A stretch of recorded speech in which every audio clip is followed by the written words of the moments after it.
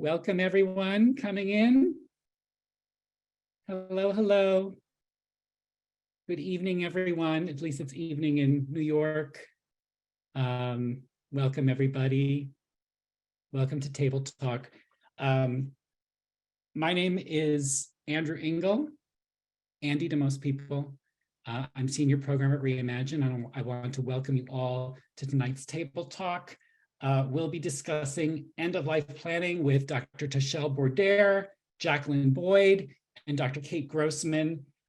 It's part of Table Talk, which is Reimagine's series created by and for underrepresented communities.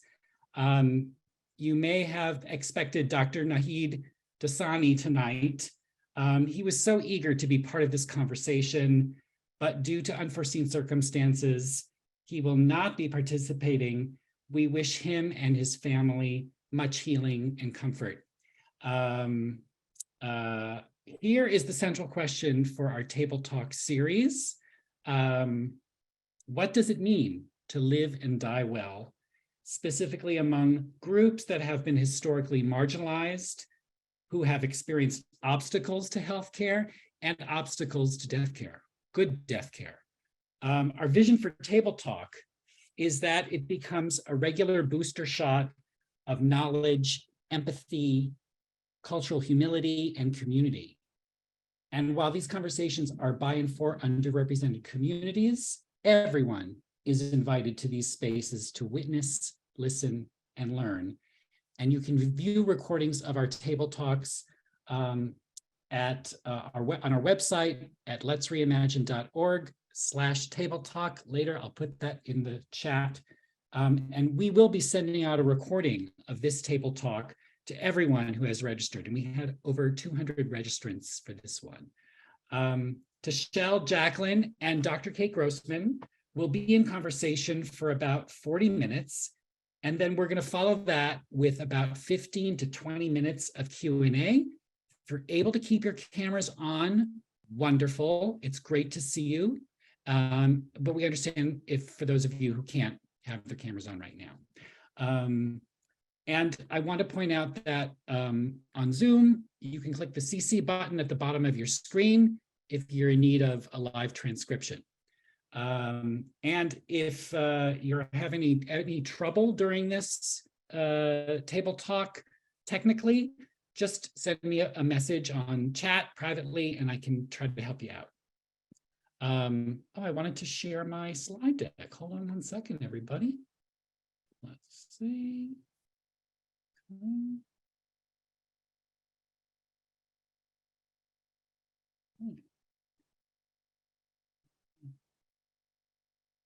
Here we go. Each month this fall, we're presenting programs on Wednesdays that focus on a theme. November's topic, which we're finishing up now, is values, wishes, and intentions. Maybe some of you attempted to have conversations with family over the holiday about the hard stuff.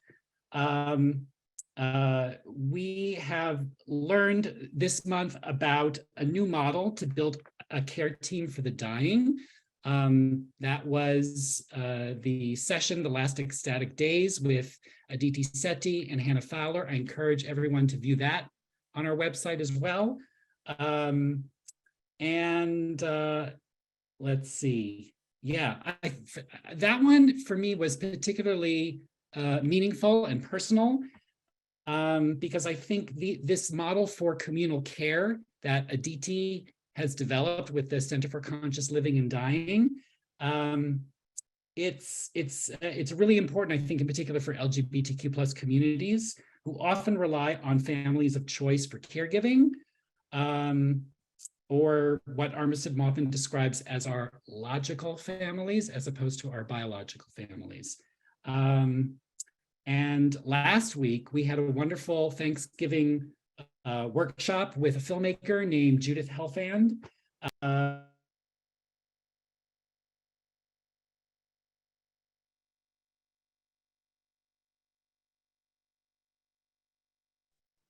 Andy, you're muted.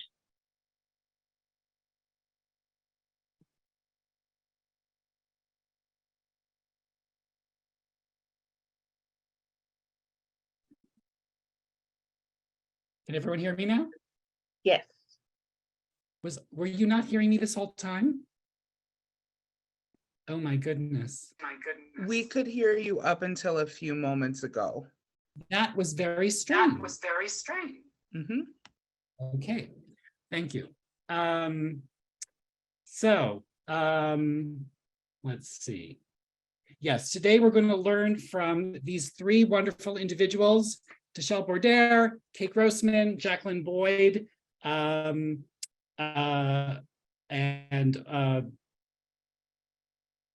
yeah, their work focuses on people of color and LGBTQ plus folks, and often with individuals whose identities intersect these communities.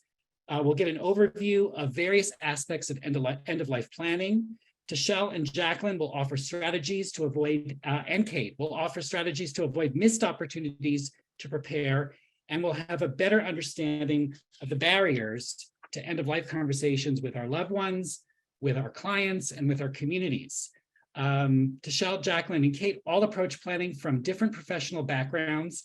Tashelle is a thanatologist and noted researcher on the grief experiences of African-American youth. Jacqueline as a care navigator with special expertise working with LGBTQ plus communities, and Kate as an ICU physician. I want to also note that next Wednesday, we're going to kick off a new series on how the natural world can facilitate growth and transformation when we experience loss and grief. The first event is our monthly vigil on December 7th, and the special guest is Ross Gay, poet, author, and gardener. And you can register for all these events at letsreimagine.org. The majority of us are zooming in from the United States, also known as Turtle Island by Native Americans and their allies. I'm in Lenapehoking. That's where a large metropolis called New York is located on occupied land. I ask you to join me in acknowledging Indigenous communities in North America, their elders, both past and present, as well as future generations. And I'm stating all of this because it's a small step towards continuing the process of dismantling the ongoing legacies of settler colonialism and white supremacy. We're all interested in knowing where you are. And if you haven't already been putting that in the chat, please let us know where you are. And there's a very helpful map called native-land.ca to learn about locations of Indigenous people. So check that out. And now I'm going to end this. There we go.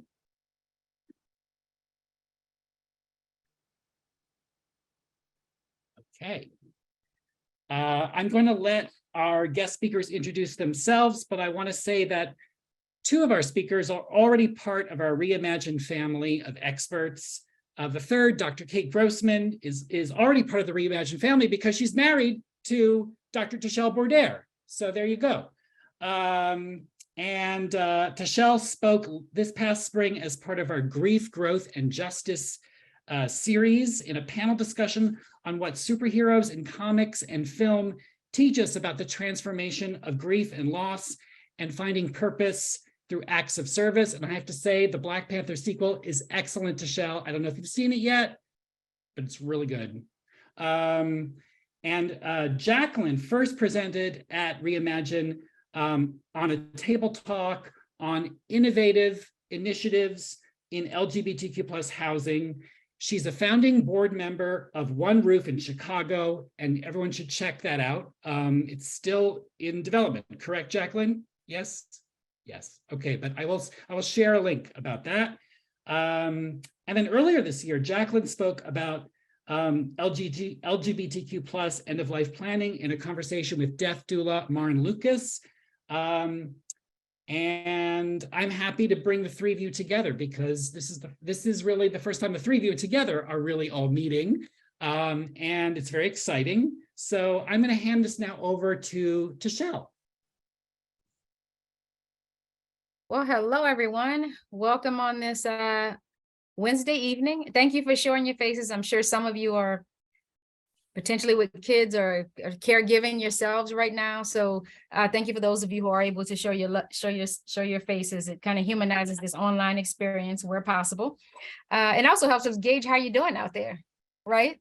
There's so much that it tells us. So thank you so much. For those who couldn't, we see you too, and we feel your presence. All right, so I'm so pleased to be, thank you Reimagine for having us. I'm so pleased to be sharing this experience with my incredible colleague, Jacqueline Boyd. If she hasn't put her website up, she will momentarily. And then also my wife, Dr. Kate Grossman, who works in ICU. In fact, she just got home from work. So for those of you already familiar with Reimagine, we'll be talking about, there'll be some conversation that I'm kind of gearing, but I'm looking forward to hearing. So I always like to start with what is end of life, right? And what is, to not take these things for granted, because it means, we operate in different spaces when it comes to end of life and in terms of the capacities that we serve. I know, Jacqueline, in your work, I appreciate from your website also, y'all should check out that she does all types of care planning, right? And end of life is one of those. Right, caring for aging parents. I think we forget about care once people move on from care after like early childhood. And I think that's a barrier too. So if you could tell us, thank you. Nice. Thank you, Sippy. Is it? And then also Dr. Kate Grossman brings the medical perspective of, how she addresses end of life. If you all wouldn't mind, can we just start there? Like end of life planning, like what are some, we can't give everything, but right now, what are some, just the top of your head, things you might want to say to someone who was like, what do you mean end of life planning? Like, what are we talking about? Well, and thank you for that introduction to Shell, and thank you, Andy. Sure. If my internet is slow, if you're having audio trouble, just let me know, okay? Don't hesitate to interrupt. So I've been a caregiver for 20 years, and it has been one of the formative experiences of my life. I feel so blessed every day to have been able to work with folks who were 100 plus from the time I was 18. It gives you a sense of what is actually important.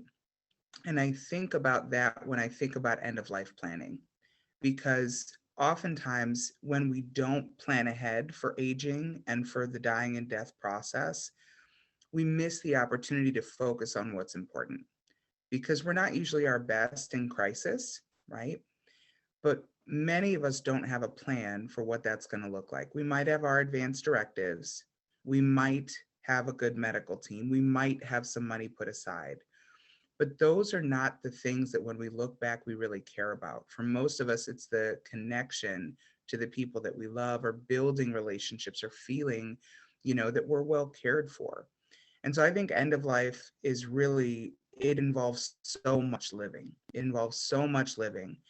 And I can say that from a very personal perspective as well, because I cared for my mom for the last number of years, but she passed away in April, currently caregiving for my grandmother. And I think that, end of life from a medical perspective, I imagine Dr. Kate will share, typically we're looking at about 6 months. From my perspective as a caregiver, I think the body starts to show signs a lot earlier, like a year, 2 years, 3 years. You start to see, oh, I had a fall and I couldn't bounce back. I got pneumonia and then a UTI and then pneumonia again, and I couldn't bounce back. And you see the body declining, but we're not acknowledging typically what's really happening, which is the body is winding down, right? Our motor is slowing down. And so I like to think about what are the important parts about the living of end of life planning, to be sure that you're having that quality of life. And later on, Shell, I'll go into the paperwork side, but really I wanted to start with the philosophy of care, which is plan early, plan often, and think about what really matters for you loved ones. I appreciate that. And I also want to say, I like your point about, well, all of your points, but especially it's about quality of life. Like a good end of life is about a good quality end of life. Thank you for all of the many points you highlighted. She just passed it on to you. And we're All right. thinking of you in the loss of your, in the death of your mother, Jacqueline. In this moment, I want to honor her life. I want to honor her.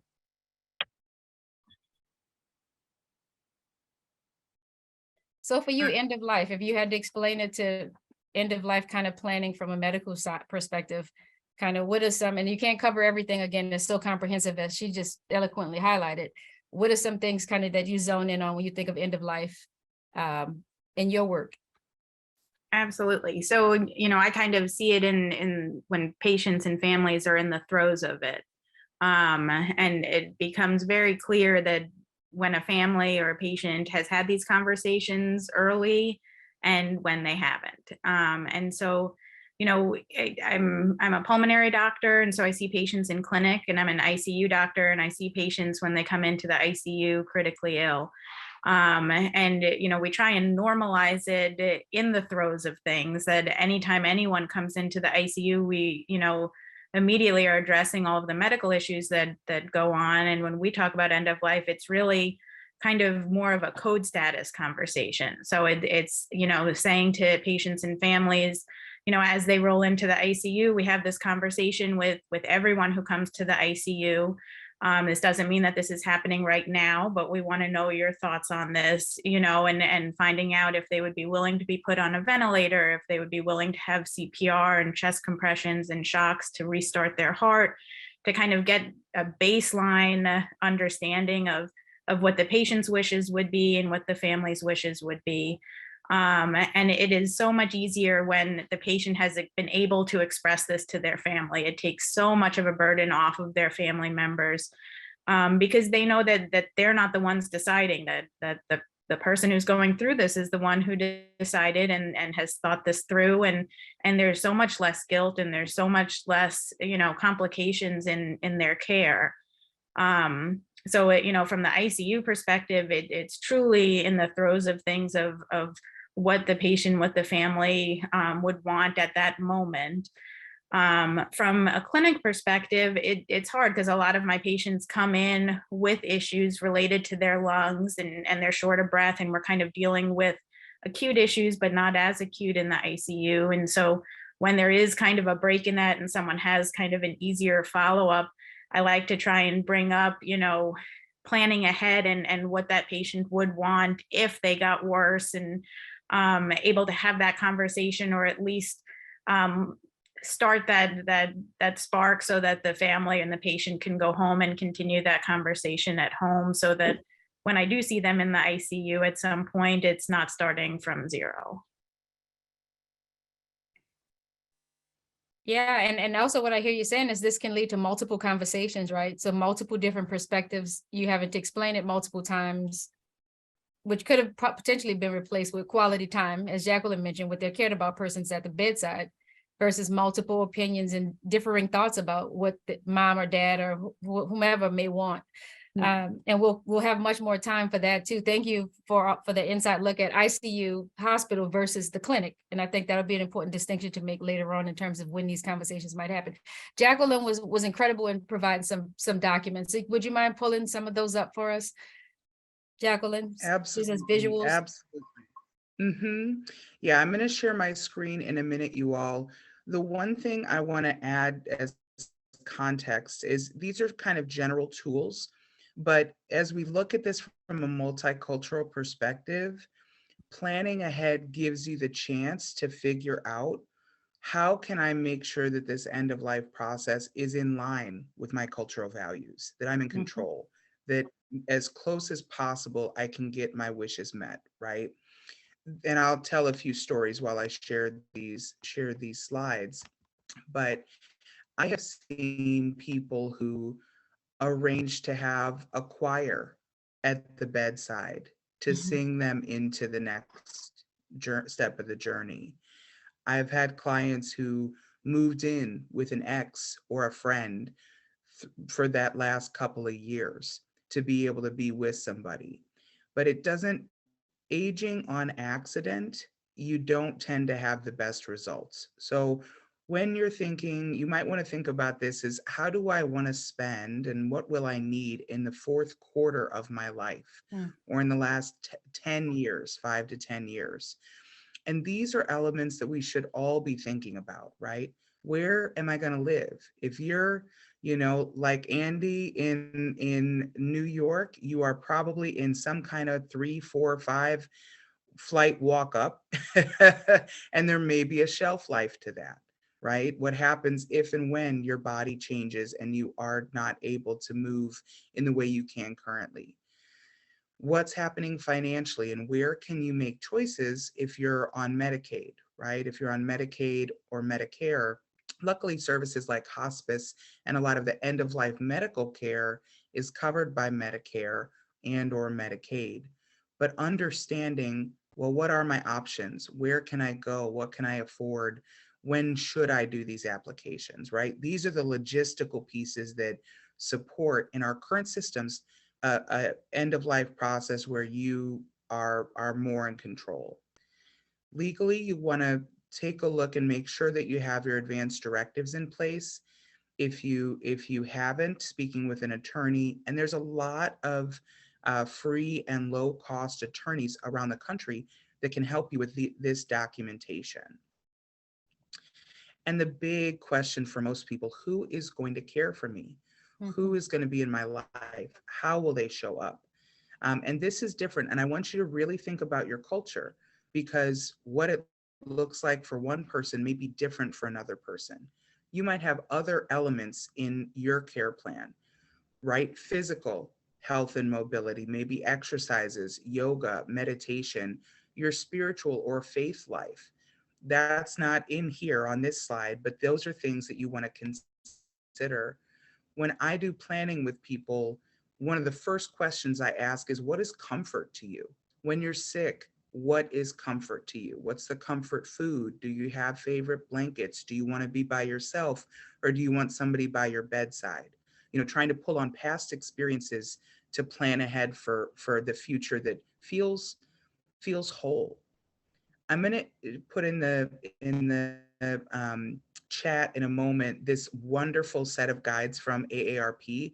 They have done the most inclusive care guide that I have seen, both in terms of what they cover, and also they have it available in multiple languages and for multiple identities.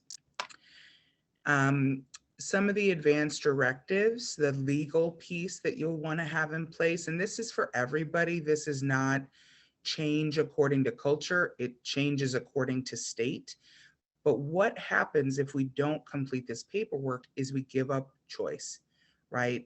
So you want to have a will so that anything of your holdings financially have a plan for them, so they can go to a charity, or they can go to the next generation, or they can go to your partner. Having that will in place ensures that your belongings and your money goes where you'd like it to.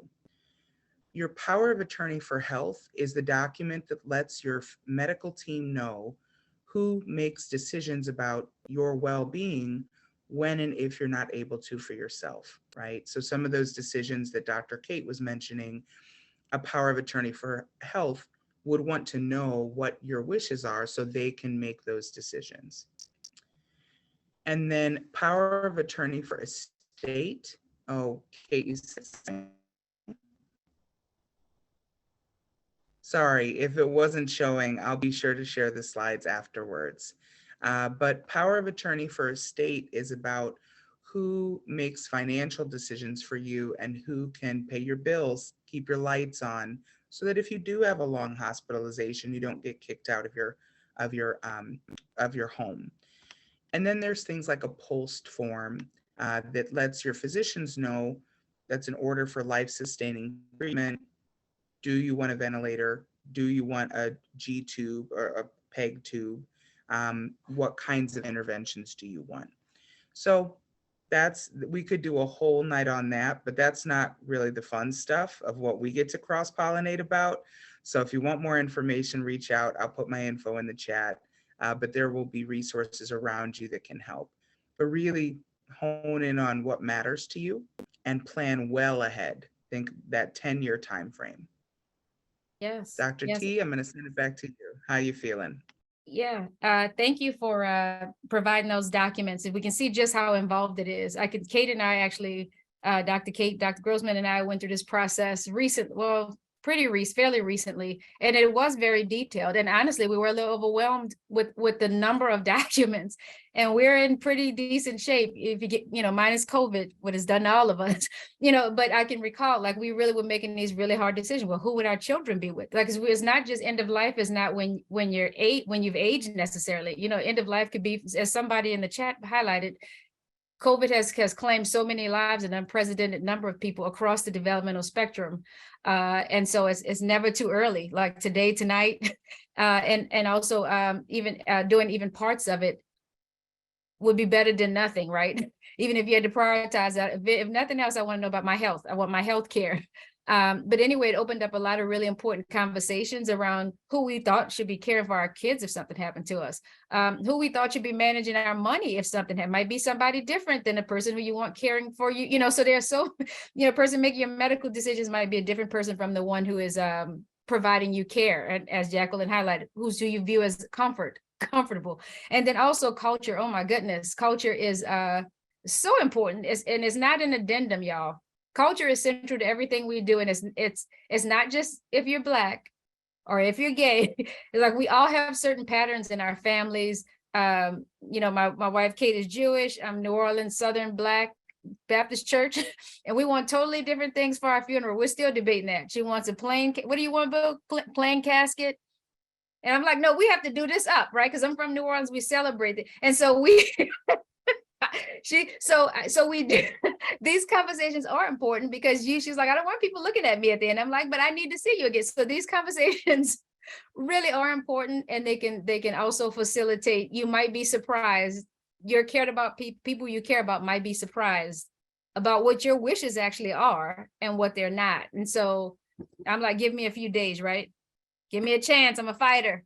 But but now I also have more insight, which Kate will talk about shortly, about really what it means when you say do everything. And that's a common phrase for people who are operating from marginalized identities, because of so much, so many issues with medical racism and neglect and things like that happen, that and also age too. So I would love if we get into also that we can address some of the stereotypes that actually can impact care, right? And so if these things are written down and it's clear that you want, like the beautiful example of the singing, some people want clergy there, some people don't want some folks in there. So that information, you're not trying to go do all of those hard decisions at a time of duress, and for you and your family. So it's almost like we can't talk about EOL, end of life, without talking about some of the benefits. It's like they're intertwined. Before we move on, anything else you want to say about kind of the benefits that you might want to add? Can I just mention, from the medical perspective, clearly, I think the healthcare power of attorney, especially in groups who might have families of choice rather than families of blood, is so important, because you come into the hospital and you haven't made these decisions. There's a hierarchy of who gets to make decisions for you if you are not able to speak for yourself. And I see this all the time, where, a patient comes in, we had a patient this week who came in, and we were talking with the kids thinking they were the, kind of closest family members. And then we find out that the patient is still married, though has been separated for, 5-6 years. And the person that they were married to is, according to the kids, not someone who should be making decisions on their behalf. So, thinking really seriously, and I like your phrase, Jacqueline, of kind of planning and then replanning, because, these might not be set in stone there. You might have to change, some decisions and reassess, but really making sure that you have lined up and legally documented who you would want making these decisions, who you trust making these decisions for you. So because we have so much to cover in such a little time. Were you going to say something, Jacqueline? Yeah, I was just going to say that I think the greatest benefit is peace of mind. It also helps because truly when I have these conversations with individuals, you can see the weight lift because there's a plan. It's not a question. It's not an unknown. And then it can be flexible and you can change it, right? If you decide you want to move across the country, cool, we can do that. But at least here's my plan. Here's the general sense of how things are going to go. And the who has been identified. So I think that it helps long-term with our health, with our mental health. And also the next part is communicate, making sure that you tell people. I've been telling people since I was 20 years old what I wanted to have happen. They are tired of me talking about it. My friends are like, all right, you're not dying now, it's fine. But I can't talk about it enough because you will be so stressed out. And anybody here who has lost a loved one or is cared for someone through end of life, it is stressful and you are so worried that you're making the right decisions. If we don't talk about it, that stress goes through the roof. And if we do talk about it, at least we can focus on the peace, the support, the engagement before that person has transitioned, instead of, am I doing the right thing, beating yourself up about it, or actively grieving because you never thought this would happen. Yeah, that's on point. I actually, in a personal experience, had to figure out what my grandfather wanted. And I don't know if this is a common experience too. In my family, people have purchased their grave sites, right? They've paid for the funeral, because funerals are really important in Black communities in particular. And that's my, and so in many communities, but because of so many injustices in life, that funeral is like a time for enfranchise and to say you were really important and you're going to go out in style. And so you do see people engaging in more of those behaviors, but it's the in between. It's like at the service though, what's your favorite song? So they won't go into those. So it's like, I literally had to at Thanksgiving, like do a game with my family to get my grandfather, because I was like, I want this end of life to be perfect. Wouldn't y'all want that for your cared about persons? And I literally was like, yeah, what's your favorite song? So then I had my mom do it. It was like this whole thing. I had us go around in a circle. My grandfather's led in his chair, all feeble, and you really dying of cancer, living with cancer until he died. And he named his song, and I'm like, oh my goodness, that was so important. And it would have been hard to ask in a different way at this stage of his development. And so you're doing these creative things that could have been avoided. It still was fun, but the bottom line is it took a lot of angst, because I wanted it to go well. I wanted him not to have a bucket list at the end of his life. Right. So what are some of the barriers, y'all? What are some of the barriers that you're seeing to people doing these? As I said, like the funeral, but minus, the casket is on point, but like everything in between, there's no, my family, for example, culturally, there's not much conversation about it because Black people are about pushing through, LGBTQ people about pushing through. There's not a lot of time to stop. And so what are some other barriers, just based on your reference points, that you see in your work? You want to get us started, Grossman? Well, I think one of the barriers is that people are afraid to talk about it, and especially in a medical setting. I think physicians are afraid to ask about it because it implies that there's something going wrong or that they might not be able to fix something. I think, families are afraid to ask about it, especially with someone who's going through something, because they don't want that person to think that they don't have faith in that they're going to make it through. And so I think those are some of the big barriers in the healthcare setting. And, oftentimes kind of have to preface it, especially in clinic, and say, like, I don't foresee this happening right now.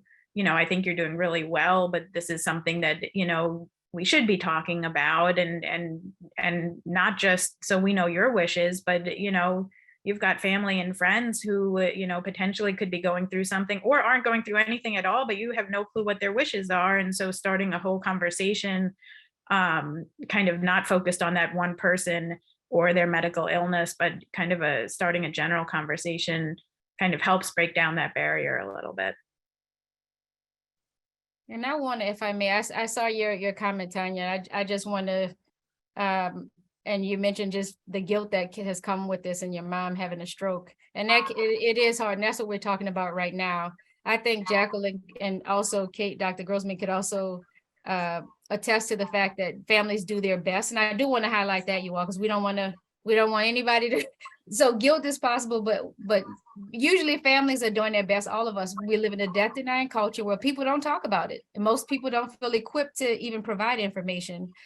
Even I was glad that there was some documents that Jacqueline put up, as I'm still trying to recover from our experience, and and that I've learned more about healthcare proxies from Kate Grossman, from Dr. Grossman. So I want to say we hear you and we see you, and we honor that you did what you could based on the knowledge that you had for your mom at the time. And so I just wanted to honor that. I saw that. I'm trying to look at the chat while we're speaking too. And if I see anything, I'll bring it up to y'all as well. Any other, what sideline in these conversations, these opportunities to have conversations, Jacqueline? Yeah. Well, I also want to support Tanya and just let you know your Yeah. best is good enough. Yeah. Your best is good enough. It's a job that you take on with no training.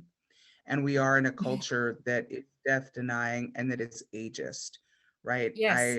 While hearing you speak, Dr. Grossman, I was thinking about how we celebrate life coming, right? We take that 9 months typically in our culture to prepare for this new life, to welcome it, and then spend 18 years cultivating this young person. But we don't even look at end of life. We have decades to prepare, but we don't look at it and we don't talk about it and we don't plan for it. So I think that what most people that I see want to hear it from their doctor. You know, they want to hear from their doctor. Do you need these documents? Is it time? And it's the same issue with hospice. People think hospice and they think 2 weeks and I'm going to pass. I'm a hospice advocate. I will start having those conversations as soon as I see that this person is going to the hospital over and over without relief. And we need to talk about where the body's at, where your heart is at. Who is this person? Would they want to continue this kind of struggle and fight to try and treat a body that is dying? Or would they want care at home and comfort measures? And that's everybody's choice. But I think a lot of times people, if you had asked them 10 years earlier, 20 years earlier, they would have told you and they would have planned for it. I'm going to put in the chat in a minute here a really cool study out of La Crosse, Wisconsin, because they have the highest rate in the country of people that have their advanced directives done and their death wishes followed. And they have the lowest medical costs as a result, because they're not, unprepared or making decisions on the fly. So I'll find that article and put it in there.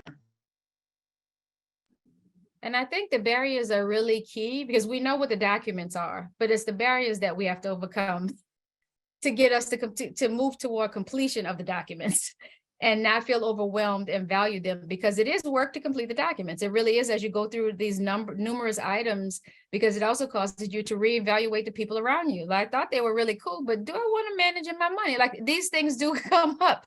And so some barriers, and you highlighted this, Dr. Grossman, about geez, I just lost my thought, because these chats are like popping up right in front of me. I'm glad to see the chats, but they were popped. Kind of religious beliefs and how that might tie into, it can be a strength.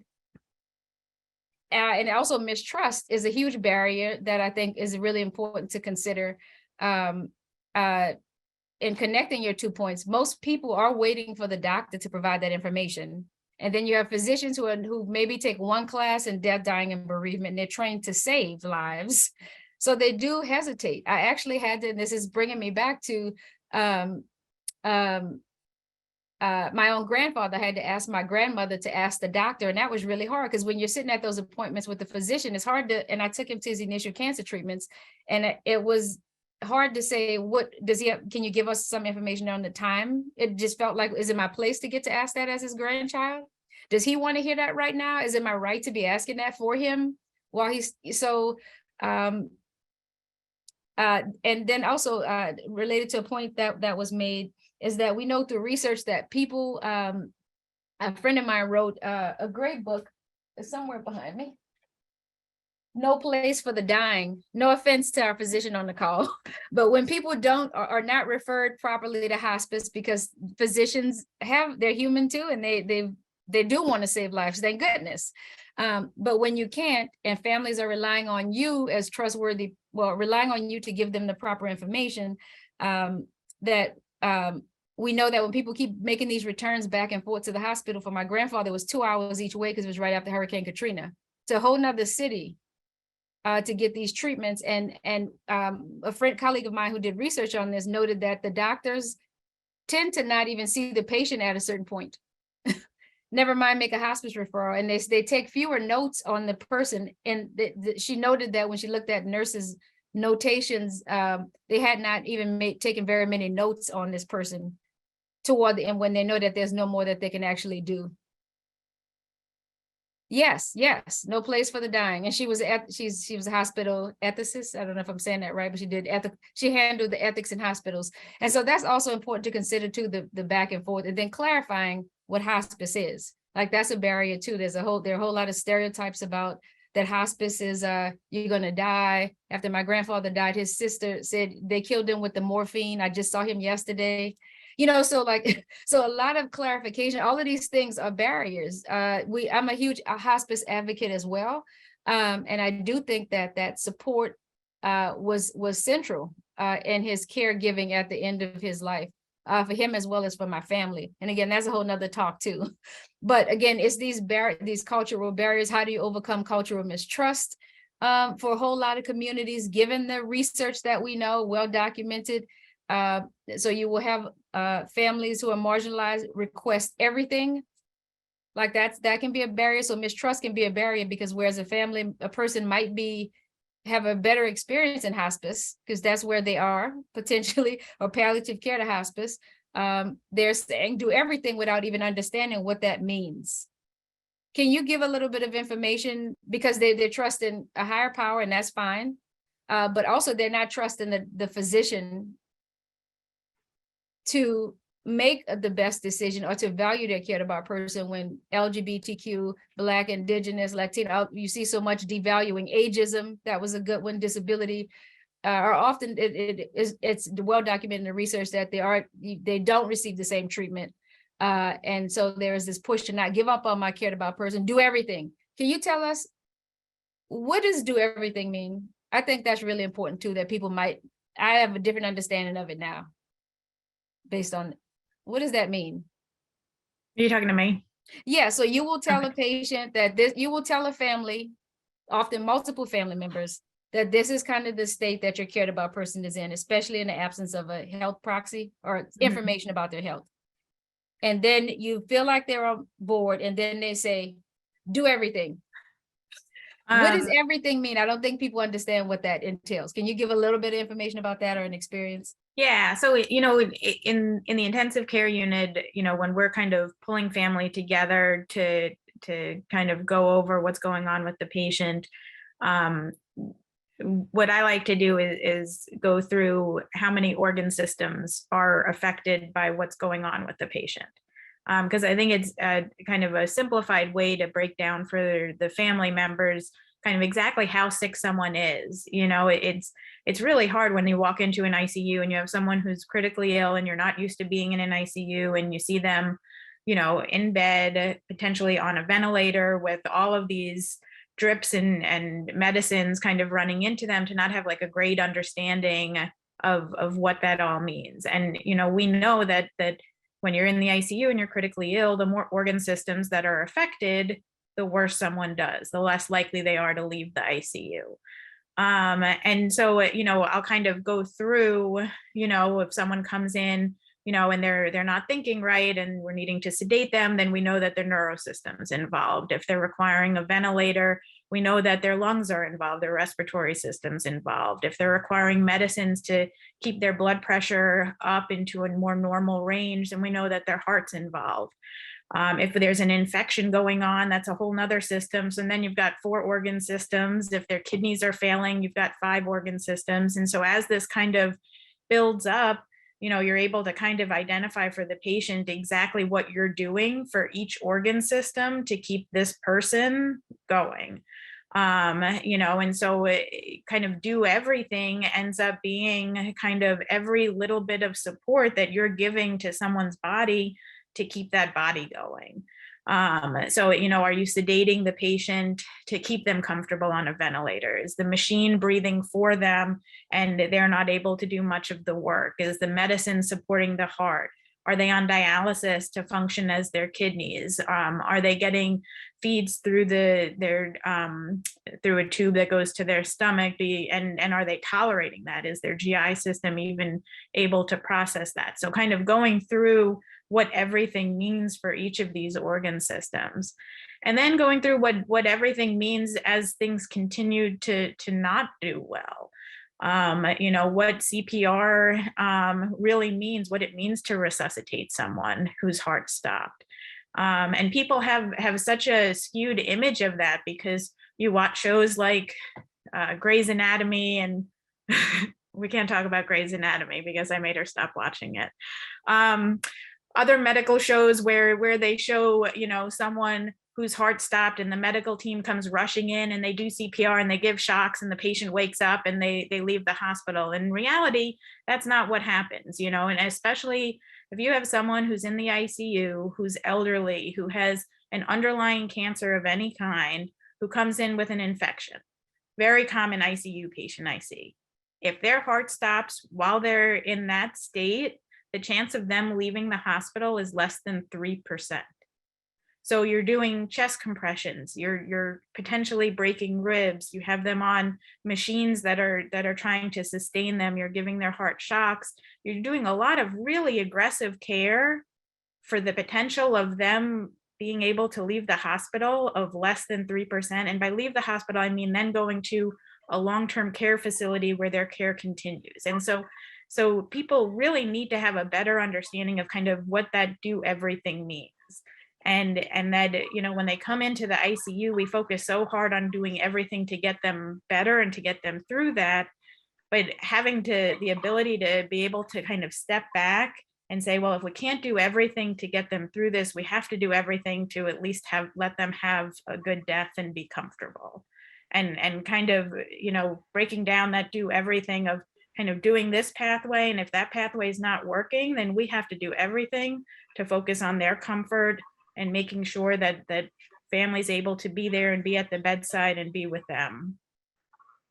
Yeah.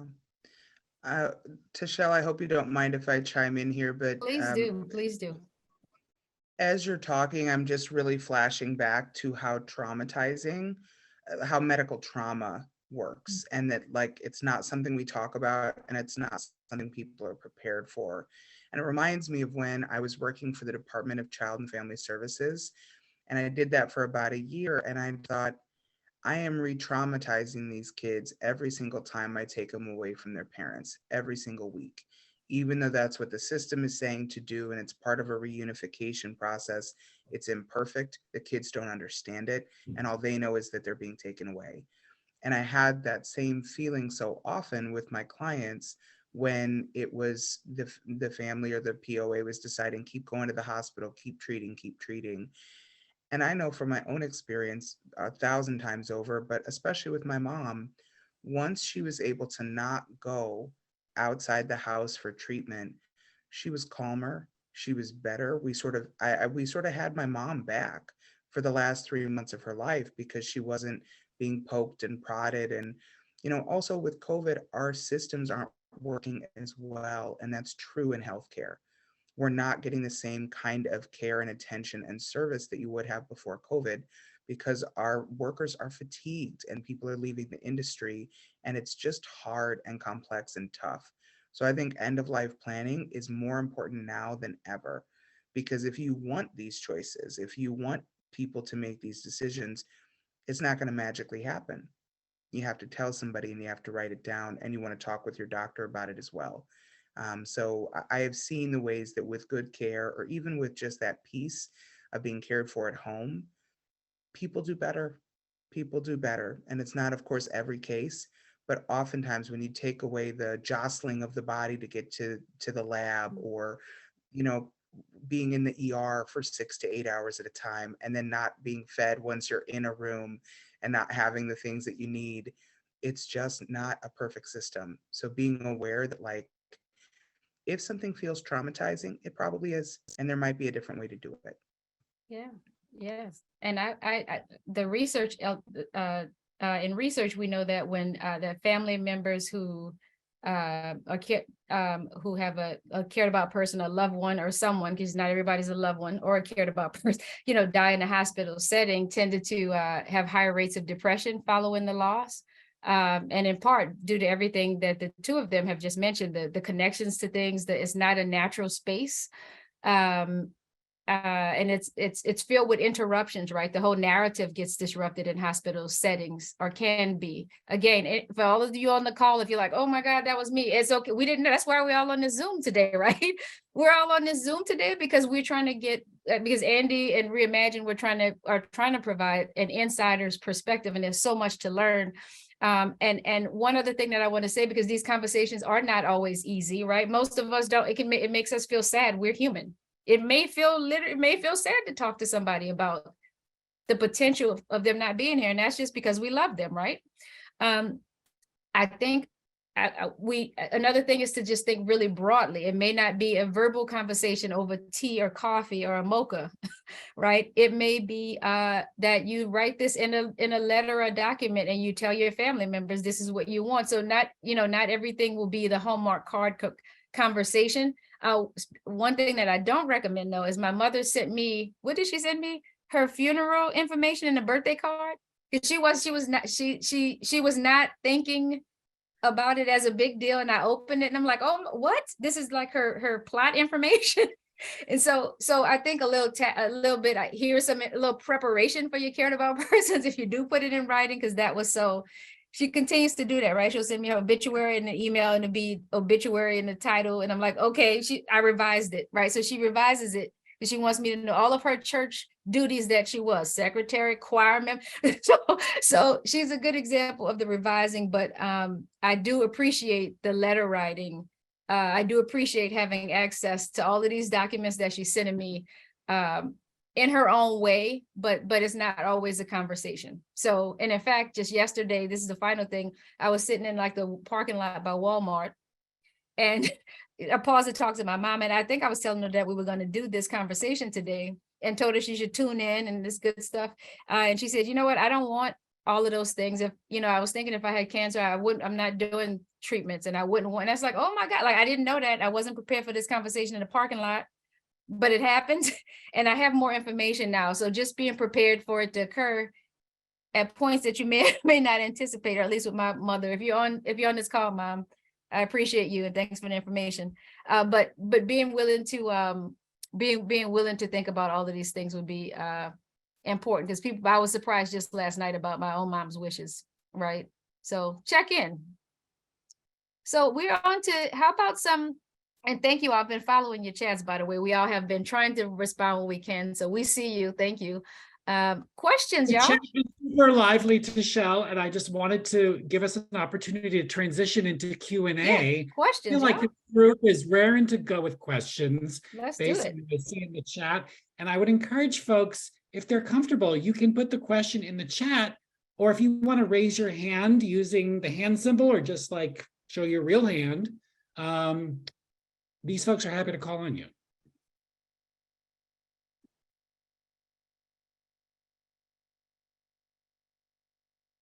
I'm just going to say I'm putting in the chat strategies and resources I've got on our YouTube channel, just like 3 and 5 minute videos about things like bringing up what is hospice, understanding hospice, hiring and managing caregivers, talking with your family, building a care team. So if your sort of wheels are turning and you want to keep this going, check out our YouTube channel and stay connected. And Tanya's got a question. Hi, Tanya. Hi there.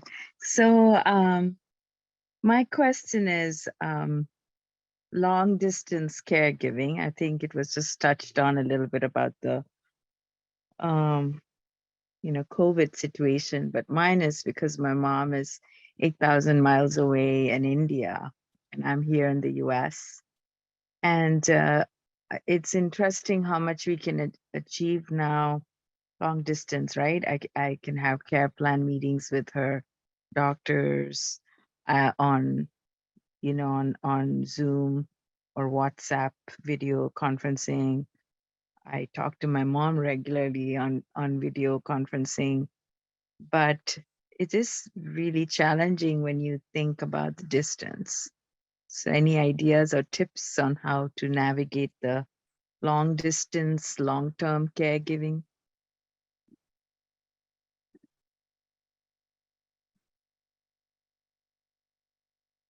Yes. Yeah. Earlier in the chat, I had put a link to the Diverse Elders Coalition, and they really are such a wonderful group for being able to connect to other caregivers that are doing this kind of really long distance caregiving, and just the role that it takes and also the opportunities it presents. For any caregiver, especially folks who are long distance, the foundation is to take care of yourself. That's always the foundation. And to be aware that there are things you can control, and there's going to be a whole heck of a lot that you can't. So, that issue of safety and am I on top of it? And is mom okay? And all those things that run through your mind, I would say be so kind to yourself about it, because there is a good 70-80% of the decisions that she makes or the life that she's living that she had predetermined, that has nothing to do with what you can control, right? So if your mom was somebody who didn't make the best decisions around her own safety, that might not change at this stage of life. So you can't control for everything. So that's really important to remember. But for what you can, trying to figure out champions or stay in communication for the support team that's there, right? Anytime I'm doing this kind of care, I try to get out of the emotional and keep it in a project management place, because that's a logical brain, right? That's a brain, your work brain is the brain you want to bring to this, to say, okay, if there's people in her area, why don't I make a schedule and see if somebody can visit her, once a week, same day, and then just ask them to send me a text or a WhatsApp message. Get the team together and even have things like team calls, right? If there's family there, if there's anybody there that you're talking to, schedule it out so that you can get that regular feedback and have a system for yourself and for her. And then I think that's the biggest piece, is communication, having a plan with the people who are local, being kind to yourself, and then showing up in the ways that you can, right? For you, you can plan around your mom's health. Can I visit? Let me schedule that. Let me prioritize that during the time that I'm likely to have her with us. Let me make sure I'm doing those video calls, not just for doctor's appointments, but to talk and laugh and listen to music. With my clients who are long distance, I will play their favorite oldies. I will play Christmas music via Zoom to them. So we're having a meaningful interaction, and not just how's it going, what's happening, what's going on with your pain level or your medical care. I hope some of that's useful. And your mom is so lucky to have it. Thank you so much. I really appreciate that.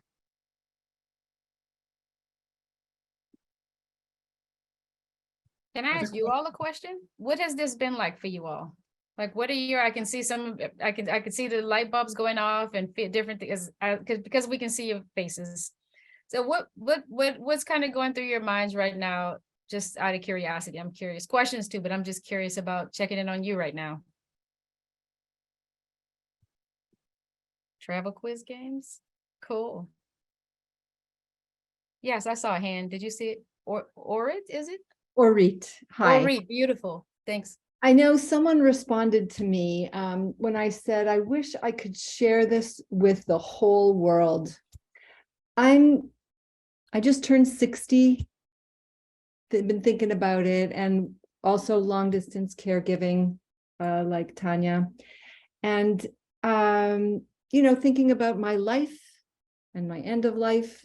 And there's so few people who I don't know how to bring it up even with my friends. I have a sister I can talk to, but it's just not part of our culture, my culture. I'm not going to speak for others, but so I started to join these groups, which I feel so blessed to know that you exist, and that they're movies and they're books I don't read so much, but they're people who I can reach out to, and or at least organizations, and just slowly starting to talk to people. It feels like a new subject, and maybe it's my age, or maybe just more people are talking about it. It just should be part of the life continuum. I don't know where, like someone said, there's birth if you've had children, there's bar mitzvahs if you're in that, in a Jewish faith, there are other rites of passages, and then there's maybe college and work. And maybe you get married, maybe you don't. And then where are you supposed to start? What age? When are we supposed to start? Because I had a friend who had a heart attack and died and she was 52. She had nothing, like nothing. So I almost feel like this is like a movement. I want to be part of this movement of saying, this is when we start and this is how. And I have no idea where to go with this, but that's what I'm thinking. Yeah, thank you for sharing that. That resonate with anyone else? And you're right, again, it's a death denying culture, but we can undo that, which is what Reimagine does all the time. It's like creating these spaces, and we can undo it.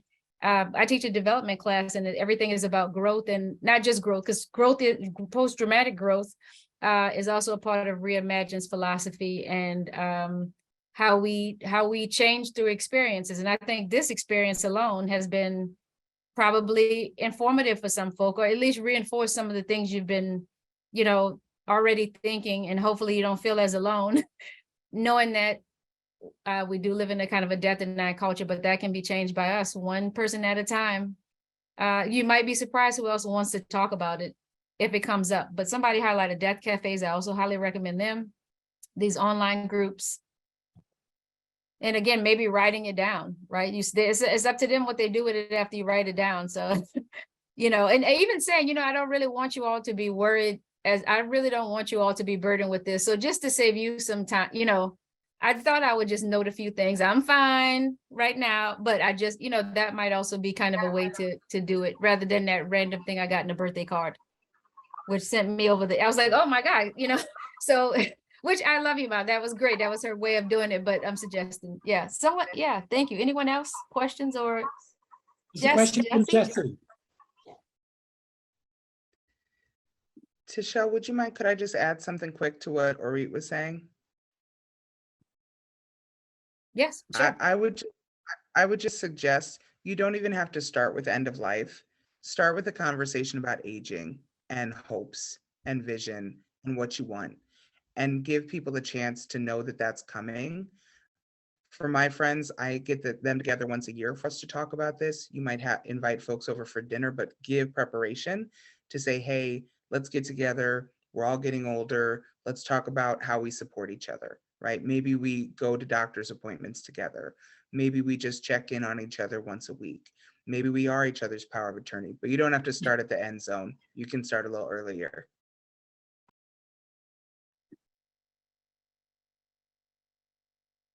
What's Love and Stuff about, please? I put that in the chat. There's a link, but I would love to have Jesse ask their question. Hi, Jesse. Hi, everyone. Thank you so much. My question is partly for Dr. Grossman. I'm a former ER registered nurse, and I've seen how traumatic resuscitations can be, and I've seen how, I don't know for sure, but it doesn't seem like there's necessarily great education for physicians. And I never received a whole lot of education as a registered nurse. It was pretty appalling in the ER. And it was pretty much just do everything you can, no matter what, until someone tells you otherwise. And the family is just relying on you. And especially in the marginalized populations, people don't have the education to know exactly what's happening. I like the breakdown you gave, but how do you think, with the knowledge deficit and everything, I know people don't necessarily trust the healthcare providers so much. Do you think it's going to be more like community kind of organizations who can help people make those to talk to their loved ones, as opposed to healthcare staff? I know I'm getting involved with End of Life Washington, and I'm really excited about that. Do you think those organizations may play a bigger place than even medical staff? I guess that's my question. I do. I think it's hard working in an ER, an ICU, or in a hospital, and kind of such a fast-paced environment where you're having to make decisions very quickly. And you could have someone, a family member, who totally understands what all of this means. And when they get called at 2 a.m. that their loved one isn't breathing, do you want us to put the tube down? All that goes out the window immediately. And they say, absolutely. And then come in the morning, hours later, and say, I don't know what I've done. I definitely don't think they would want this. So I think, you know, in the acute setting, it's really hard to make these decisions, even with some knowledge. You know, in our community, we have something new that just started that I absolutely love. And it's a community palliative program. And you don't have to be, you know, kind of a hospice qualifier of, you know, suspecting that you only have 6 months to live to refer someone to. You can refer anyone who has, you know, really anything going on. And what the community palliative program here does is, you know, they send a nurse practitioner out to the patient's house once a month or every other month, depending on the patient. They visit with them. If they see anything acute going on, you know, they're able to write prescriptions and kind of save them a trip to the doctor. And they're able to continue these conversations in the comfort of the patient's home with their family available, so that, you know, when things do progress, it's not kind of a shock to the system. They've kind of already been connected with the palliative care team, and it's an easier transition to something like hospice. And so I think programs like that, especially in patients who have comorbid illnesses that, you know, are going to eventually be life limiting, is really helpful, because it kind of brings the education to them without the kind of pressure of the word hospice and things like that. And I want to add one thing to that, Jesse. There's the part where we want to inform and educate really all populations, because that misinformation isn't specific to marginalized populations, it's a universal issue across backgrounds. I think what she did a good job of highlighting, and I hope this is happening in your work, Jesse, is that trust is being built from the medical issue. Like, people are not trusting and don't have information because of the barriers. What she just outlined is a lot of trust building, going to the community instead of having the community come to the hospital, right? So they're doing a lot of the outreach that's necessary, hopefully a little bit of in-reach and self-reflection that they are properly taking care of folks. So trust building on behalf of medical settings can also help families be more.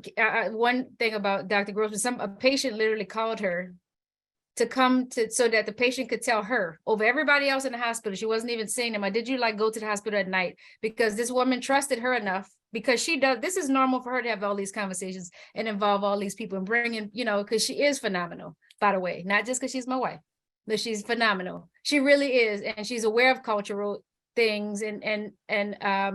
But this older lady, right, called you to her room. You weren't even on shift, to say, I'm ready to go. Can you please make sure the other doctor will honor what I'm saying? So there's that should have even had to happen, right? If that person, well, because she's phenomenal, they wanted her, but every patient should feel like they can always tell their doctors what they want and believe in trustworthy care, that they will receive that. And that's bigger than the information piece, is doing more to undo the hundreds of years of medical racism. That's how this is going to change. And not just racism, homophobia, transphobia, illness phobia, all of those different, ageism, all of that. I'm counting on you, Jesse. You got this. And I'm glad that I can imagine being in the ER. So hats off to you, my friend. Mm-hmm. Yeah. Tishelle, I wanted to be sure you know there was a important question in the chat. I can read it off and we can give an answer. Yes.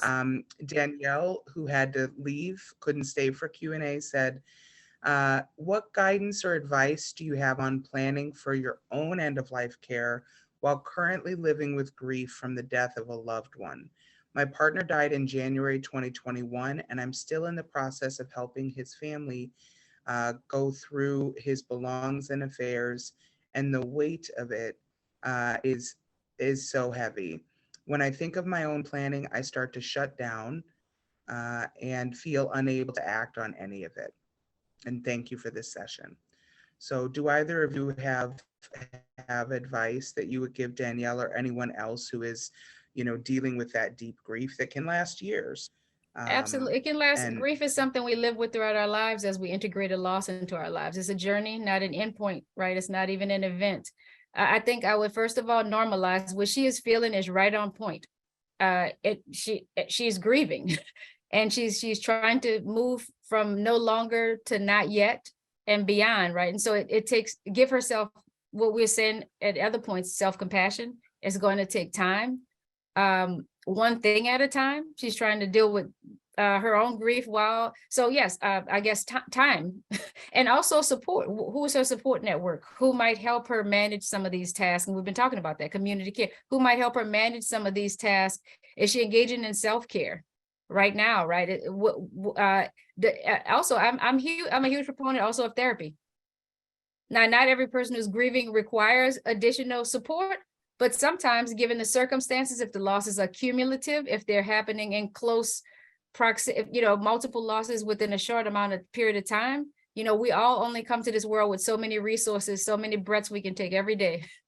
And so to kind of humanize herself and to offer herself self-compassion and know that this will take time. Today might not be the day to do her planning, right?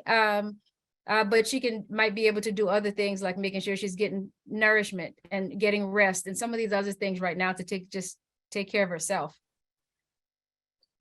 I'm going to throw out there also, there was another comment in the chat, and I don't remember who said it, so I apologize, about losing a loved one during COVID in the hospital. And I, truly anyone who's gone through anything in the last 2.5 years, I mean, you just think about how different a world we are in right now, not being able to get the support that you would normally have after a loss if you lost someone in January 2021, not being able to have the funerals and celebrations that you normally would have, not being able to gather with the people who would be supporting you, not being able to be there in the hospital as loved ones are in the hospital, whether for COVID or cancer or infection or anything, and kind of having to navigate that system from outside. This is a totally different world. And so having compassion for yourself for going through difficult things during an incredibly difficult time. But it also kind of gives you an opportunity to start some of these conversations, and recognizing how different this is, and talking with your family and friends and saying, this is crazy. I never realized that we would ever be in a time of a pandemic like this. I never realized that there would be a possibility of me not being able to visit my family in the hospital. And I wanted to start this conversation because I've seen this and it's crazy, and I've thought a lot about it, and want to make sure that my family and friends kind of know what my wishes would be if you were having to navigate this from a distance. So it kind of, giving yourself compassion for all of us for living through this and going through difficult things during such a difficult time, and kind of using this as a stepping point to say, and this is going to be my starting point for a conversation about something that's difficult because we're going through difficult things. Dr. Kate, thank you so much. I want to thank you especially for joining us tonight as our pinch hitter for Dr. Nahid Dasani. You worked a full day, and we're really glad to have your wisdom. And I want to thank again to Shell and Jacqueline for their knowledge and their wisdom and their kindness. And I want to thank all of you also. This chat was peppered with so many resources, so much knowledge. I'm going to do my best to try to compile all this in a follow-up email to all of you, along with the recording, along with Jacqueline's website. We'll try to figure out a way to get some of those slides to you. I would love to see you all at our next event on Wednesday. It's our monthly vigil with poet Ross Gay. Can we just give a round of applause to our table talker speakers tonight? That's Jacqueline Boyd, Dr. Tashelle Bourdaire, Dr. Kate Grossman. Thank you so much. And Andy, who, can we just honor him really quickly, y'all? He does his research before he brings people to this table. And so I do want you all to, we do need to honor that. He does his research. So thank you, Andy, for reaching out. That takes time and energy, and he does it. He goes the extra mile. So honor you right now, Andy. You're a sweetheart. Okay. Good night, everybody. Love to everybody.